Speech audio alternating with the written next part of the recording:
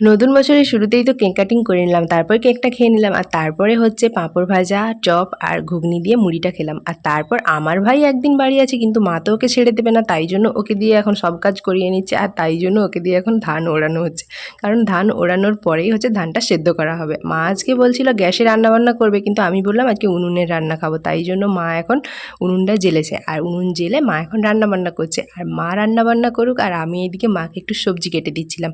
আর সবজি কাটতে কাটতে দেখি যে আমরাই শুধু 1 জানুয়ারি সেলিব্রেট করছি না, হনুমানগুলোও দেখো চলে এসছে রাস্তায় নতুন বর্ষ উদযাপন করার জন্য। তো ওরা এখন নতুন বছরের উদ্বোধন করুক, আর আমি এখন হচ্ছে একটু উনুনে জ্বালানি দিচ্ছিলাম, কারণ মা একটু গিয়েছে অন্য কাজে। আর তারপর বাবা নিয়ে এসছে চিকেন, আর বাবা চিকেন নিয়ে এলেই আমার কাজ হচ্ছে এটাকে পরিষ্কার করা, কারণ আমার বাড়িতে আমি আর বাবা ছাড়া কেউই কিন্তু চিকেন পরিষ্কার করে না।